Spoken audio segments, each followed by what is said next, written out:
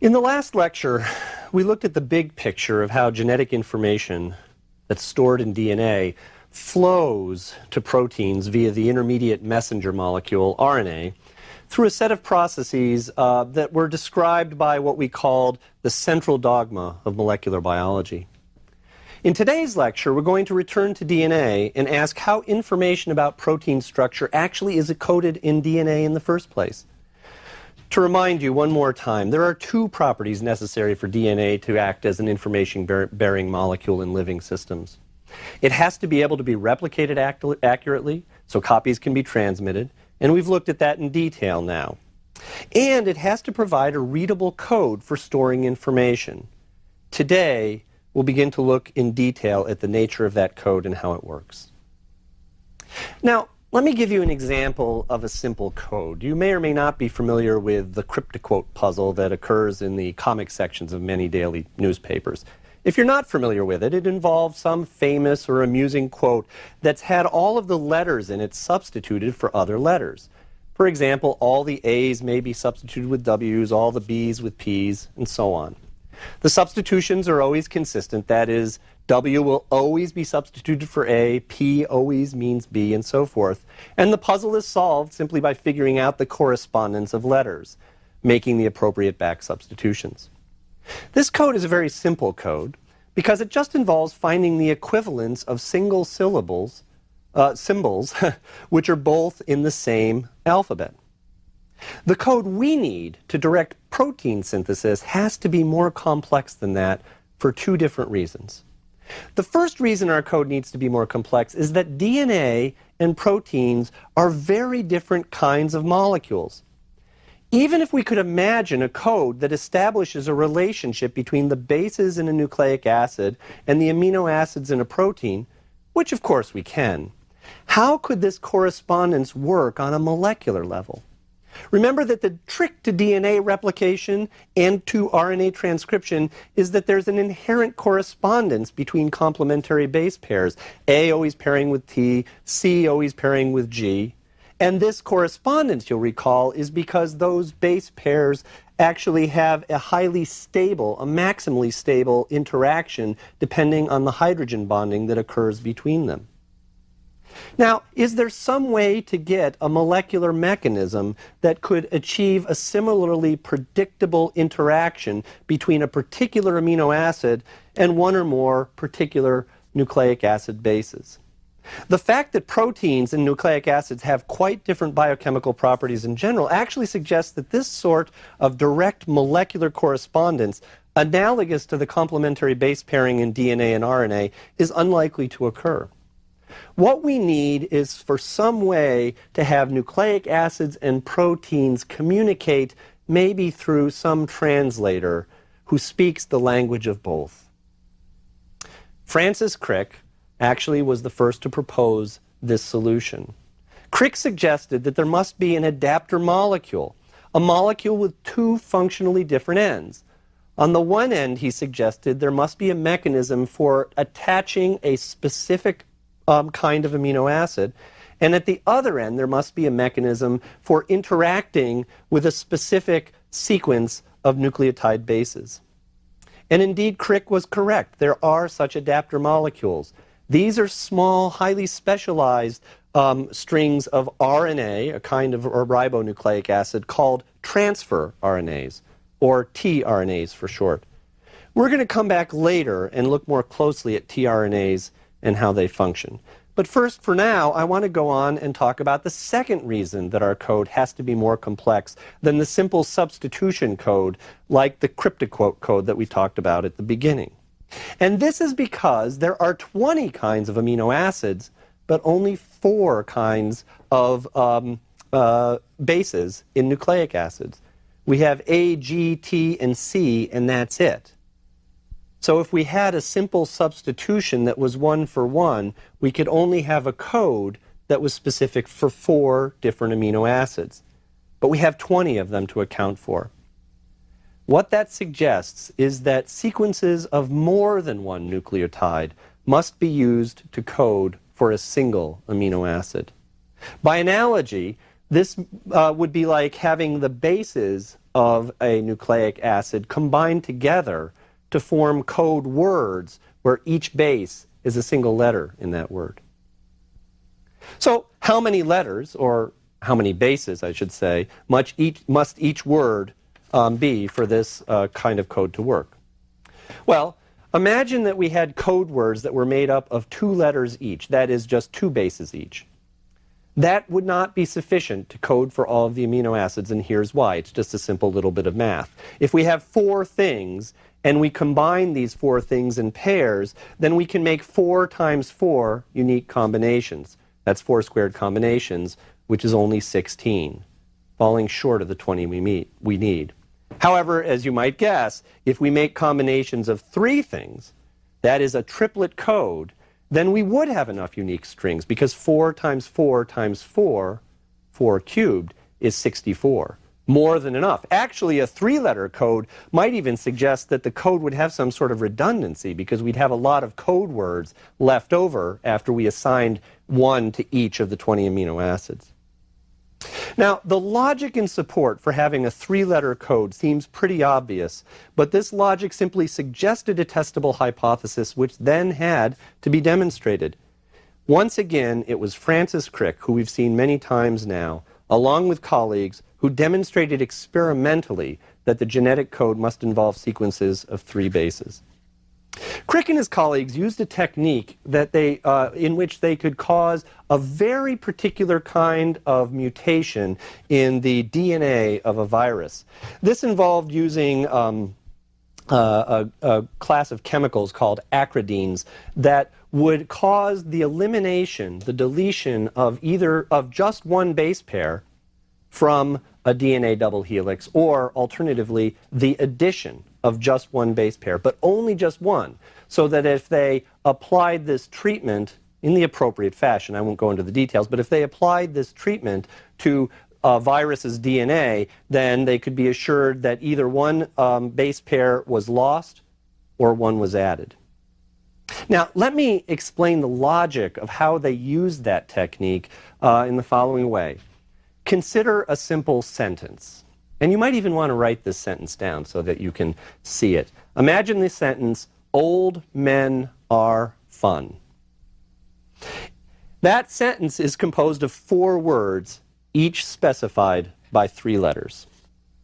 Now, if we delete from that string of characters, for example, the first letter, and try to read it, we get rid of the O, then we've got something that spells LDM, ENA, REF, and then we've got a UN at the end, which doesn't even have 3 elements anymore. If we deleted 2 letters at the beginning, we'd still have nonsense. We'd have DME, NAR, EFU, and N. Neither of these strings make any sense. Why not? Because we have shifted the place we start reading the string by 1 or 2 positions. And the resulting remainder of the string then becomes nonsensical. But now, in this particular example, which obviously I've contrived to make the point, if we delete 3 letters, then the words come back into register and they make sense again. Men are fun. It's not the same sentence as we started with. And that's not the point. The point is that the words in that sentence, each in this case comprised of 3 letters, only come back into register and start making sense if we take out 3 letters, not 1, not 2. And we could do just the opposite. If we added a letter, even a random letter at the beginning, adding just 1 or 2 would cause the whole string to become nonsensical. But if we added 3, at least part of the string, the original part of the string, would make sense. Crick used that same kind of logic with this technique for deleting or adding just 1 base pair from a viral DNA to show that there must be a triplet code. If they induced 1 mutation in a gene from this virus, then all of the amino acids coded for that by that gene would get changed. They'd all get shifted. There would be nothing about that gene that was similar to the original gene. If they eliminated 2 base pairs, they'd have the same result. But if they deleted 3 base pairs, then they found that the remaining portion of that gene would make sense in the sense that most of the amino acid sequence would be intact, even if the one amino acid that was affected by a deletion didn't make sense. Now you can imagine this technique wasn't so specific that they could choose exactly where they could do deletions or insertions of base pairs. And so you would find a number of amino acids might be affected. But in general, if they deleted 3 or added 3 base pairs, most of the gene would make sense in the sense that the amino acid sequence would all be in register. And in doing this kind of work, it was pretty clear that the genetic code had to be made of 3 bases each. Many experiments that since that time have used a variety of techniques to verify the existence of this triplet code. And the 3 base sequences that serve as fundamental units for this code have come to be known as codons, with each codon corresponding to a unique protein. Now, the next step was to somehow establish what the correspondence is between particular codons and particular amino acids. The codon codes for a particular amino acid. Crick's work demonstrated that the code must be 3 elements long, but it couldn't establish what the relationship between any 3 elements and any particular amino acid was. So how did molecular biologists end up cracking the code? Well, the technical breakthrough that led to the deciphering of the code occurred somewhat later, in the 1960s, in the early 60s, by the development of a method for synthesizing artificial RNA polymers. In a nutshell, an enzyme had been discovered that, when put in proper conditions in a laboratory test tube, would randomly take the nucleotides that would build an RNA and, without any template, would just start polymerizing them. So you would have a set of nucleotides you put into the test tube, you'd add this particular enzyme, and what you would get out would be some random string of nucleotides that were now polymerized in an artificial RNA. Now you might ask, what use is this if you can't control the sequence? I mean, what we'd really like to do is, if we could, is we'd like to come up with specific sequences. We'd like to be able to say, give me a sequence that's CAA, CAA, CAA, and let me see what that then produces when I use it as a template for protein synthesis. But back then that wasn't possible. But they still could use some clever reasoning and methods for cracking the code nonetheless. And let me show you how they began. They first began by only putting in one kind of nucleotide. In fact, the first nucleotide that they did this with was the base uracil. Remember, that's the base found in RNA that corresponds to thymine that we find in DNA. And if they put this enzyme into their preparation with nothing but the base uracil, what they would get out, of course, is one long continuous polymers of nothing but U's, a poly-U polymer. And then when they used that artificially created strand of RNA as a template for protein synthesis by other methods, they found that they would get out a string of phenylalanines. Phenylalanine is one particular kind of amino acid. Well, the only logical conclusion from that result is that the codon UUU, 3 U's, must correspond to the amino acid phenylalanine.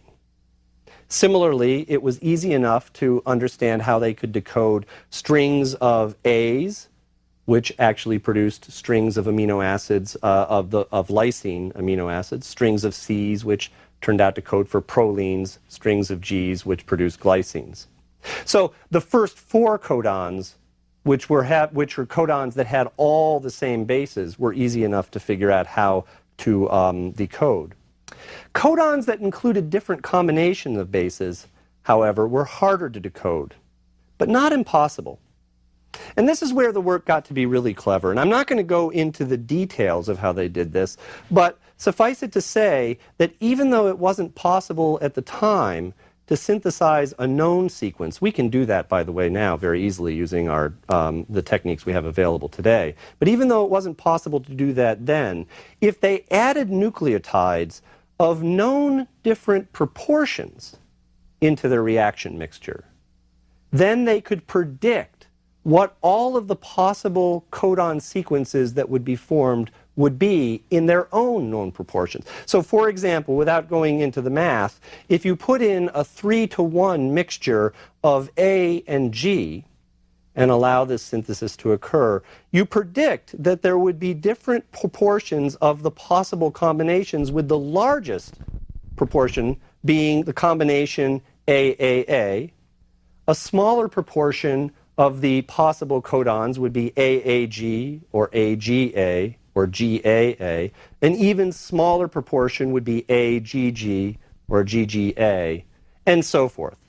Now what they would do is calculate what the predicted proportions of the combinations that they would expect to find from randomly synthesized strings was for any particular mixture of 2 or even 3 nucleotides that they would put into the mix in known proportions.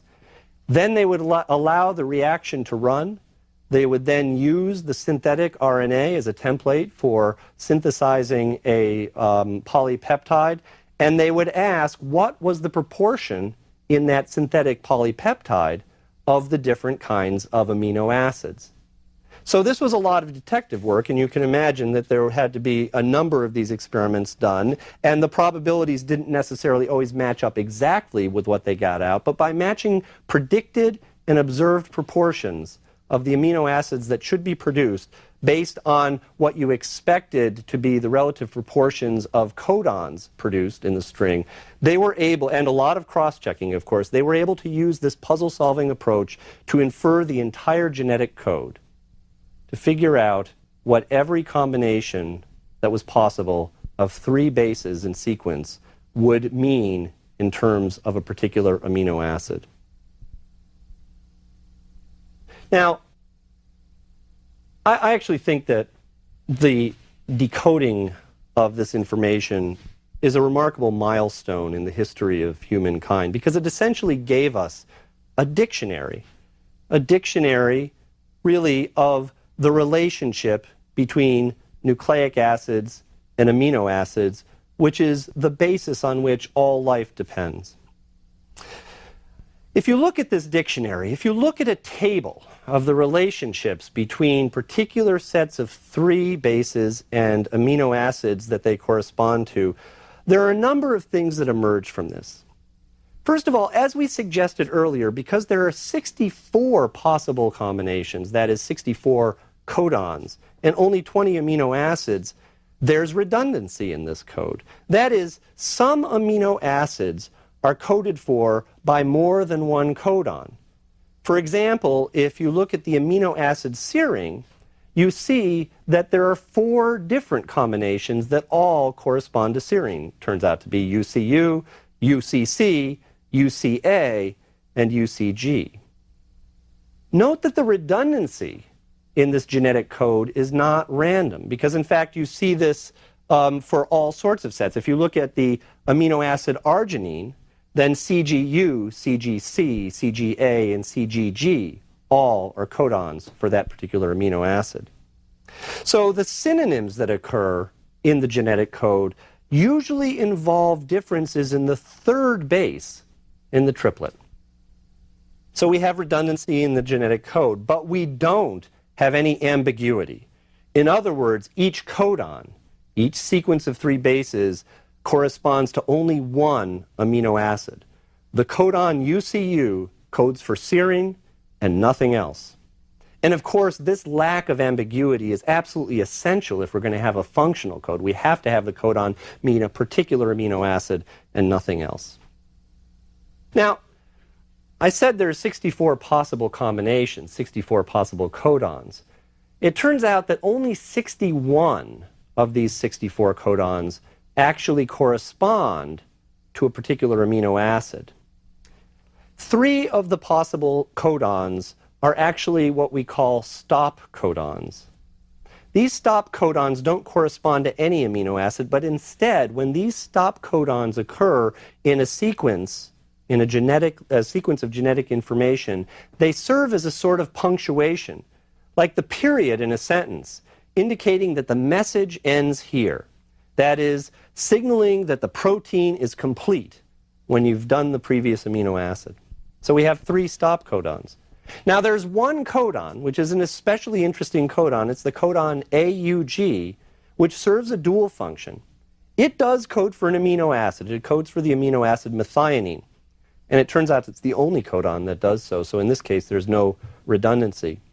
And it also functions as a start signal, another kind of punctuation mark. All messenger RNAs begin with the triplet AUG, which signals the protein synthesizing machinery to begin translating the mRNA at that point. So why is having a start codon so important?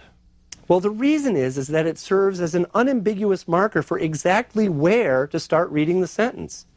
And thus it's a marker that defines the beginning of the sets of 3 elements that should be interpreted as codons. Now, remember back to the experiments that Francis Crick did when he was demonstrating that it had to be a triplet code. Or in fact, go back to that sentence, "Old men are fun." If you start with the O, the sentence makes sense. But let's say you had no spacing between those words, and there is no such spacing in the genetic code. You just had those 12 letters all in sequence. If you happen to start reading it, say, with the L, it would be nonsense. So for the same reason, you need to know where exactly to start defining the triplets that are going to be read as the genetic code. And this is what the start codon does, AUG. It serves as what we call the beginning of a reading frame. If every mRNA always begins with AUG, then you know that that's the first triplet, and whatever set of 3 things come after that will be the next codon in sequence. Interestingly, you might have figured this out. Having AUG as the only start codon means that all polypeptides which are synthesized begin with the amino acid methionine, because that's what it codes for. And that seems a little odd, but that's the way it works. Not all functional proteins begin with methionine at the beginning, I should say, because this first amino acid, although it's always added when the mRNA is first translated, is often removed later on, for example, by enzymes specialized to finish off the protein once it's been produced. Well, one of the most interesting things about the genetic code, I think, is that it's universal. Well, almost. I'll get to that in a second. But virtually every genetic system in all known organisms uses the exact same triplet code. The same codons are assigned to the same amino acids, and there are the same start and stop signals. The universality of this genetic code is interesting, I think, for really 2 different reasons. The first reason is the fact that because everything from bacteria to fireflies to tobacco plants to humans, because everything uses the same genetic code, we can do what we now call genetic engineering. We can take genes from one organism and have them function in another organism. The reason we can do that is that although the details of how the genetic machinery works, the processes of replication and transcription and translation, all differ a little bit from organism to organism, or may differ, I should say, from organism to organism, in all cases, this machinery recognizes the same code. So if DNA polymerase, for example, works a little bit differently in, say, a bacteria as opposed to a human cell, which it does, it nonetheless will read the same sequence in the same way. As you're probably aware, genetic engineering is commonplace nowadays, with a variety of enormously important practical impacts and potentially somewhat challenging impacts. For example, and this has been going on for years, we can take the gene from one organism and have it inserted into another organism that is able to produce a lot of that gene product. For example, we can take the gene that produces human insulin and put it into E. coli bacteria. These bacteria reproduce very rapidly, and they're able to manufacture, therefore, a lot of proteins. And if we insert the gene for insulin into bacteria, they will produce human insulin. which we can then use commercially for biomedical uses. Now, we might be able to get insulin on other ways, but this is a very cheap and efficient way to produce a lot of insulin. And this kind of genetic engineering used to produce products for biomedicine or for other commercial uses is actually quite commonplace right now. We can also modify organisms by inserting DNA so that we're changing those organisms. In the first example I gave you, we were just using those E. coli bacteria essentially as their own little chemical manufacturing plants, giving them the blueprint for producing insulin. But let's say we want to cause a particular crop plant, or to have a particular crop plant less susceptible to freezing or less susceptible to insects. We can take genes, for example, from a bacteria that produce a natural pesticide and insert them into that crop plant, and in so doing have the plant itself produce that natural pesticide, making it more resistant to insects. These are called genetically modified organisms, GMOs, which of course are of great importance today. We're even starting to think about modifying ourselves by adding genes from other individuals or other organisms that could help us overcome some genetic deficiency, a process known as gene therapy. Now, gene therapy is still being developed. It doesn't necessarily work well, and it's quite controversial. But here's the logic behind it. Many disease states we know have some genetic basis. The individual who expresses that disease does so, in part at least, because they have some non-functional version of a gene. If we can find a way to take a functional version of that gene and put it into the cells of that individual, then we have another source of producing the right gene product, which might substitute for the non-functional or disease-causing gene product. The details of the technology for how we do that, as you can imagine, are quite complex and are still being developed, but all of this rests on the single fact that the genetic code is a universal code.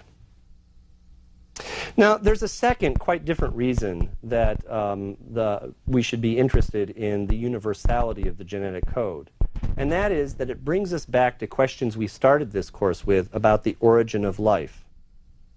The shared vocabulary of the genetic code suggests that the fundamental genetic mechanisms specifying equivalences between sequences of nucleotides and sequences of amino acids arose very early in the history of life on Earth, perhaps as early as the origin of life itself.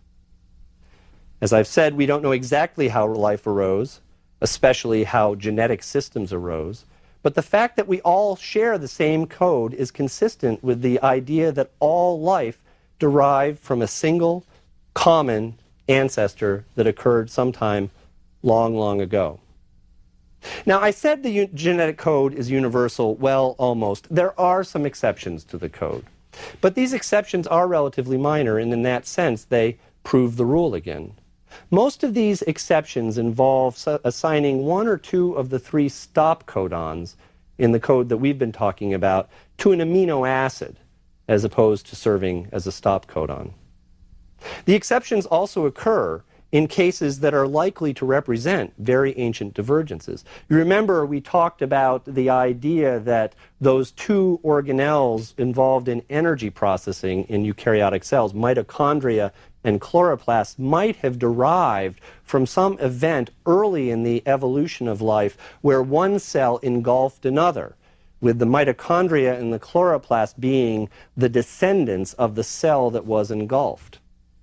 And our understanding of this process is that evolutionary event occurred very early on. It turns out that many of the exceptions that we see to the genetic code are in the DNA that are carried by mitochondria and chloroplasts. DNA that has evolved independently on its own in the context of these organelles now residing within other cells. Okay, now that we've looked at the genetic code in some detail, we can next start to look in the nuts and bolts of how the information encoded in a gene gets turned into a protein, and we'll start there with the next lecture.